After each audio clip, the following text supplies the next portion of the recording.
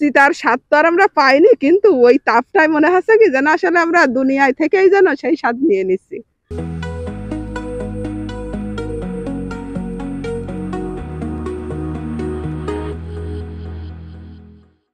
বিশাল কষ্ট হচ্ছে, যার কারণে এখানে বসে, তা নাহলে তো ওই রোডে রোডে ঘুরতাম, যে ঘুরতে পারছি না বেদায় তাপের কারণে এখানে ছায়ায় বসে। অত্যাধিক গরম, মানে গরমের কোনো খেয়ে শান্তি নেই, বসে শান্তি নেই। তারপরে জিনিসের যা দাম, একটু কিছু আমরা এই পরিবেশের সাথে সামঞ্জস্য রেখে যাই খাবো দাবো, সেই পরিবেশটাও তো নেই।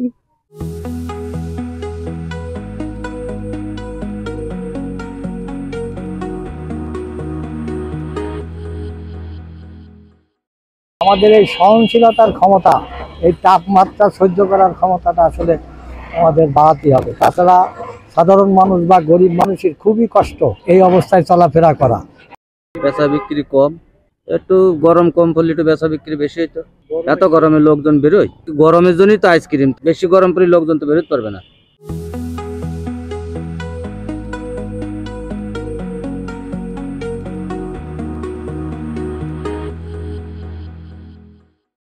এরকম রোদ আগে আমি কখনো দেখি নাই। সর্বোচ্চ তাপমাত্রা, হাতে করে বোতলও নিয়ে ঘুরে বেড়াচ্ছি।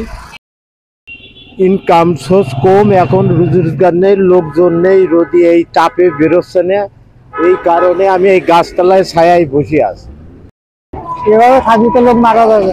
আমরা চাই যে গরমটা কমিয়ে আসবে, কিন্তু আমরা তো বাঁচতেছি গরমের জ্বালা, গরমের তাপমাত্রা অনেক বেশি।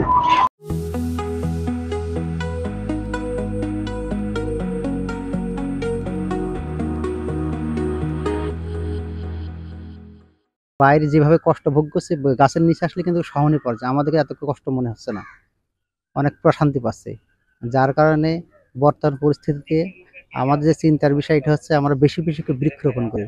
বৃক্ষরোপণ যদি সম্ভব না হয়, তাহলে ভবিষ্যৎ হয়তো আমাদের ভবিষ্যৎ প্রজন্মের জন্য আরো ভয়াবহ কঠিন কোনো পরিস্থিতির সম্মুখীন হতে হবে।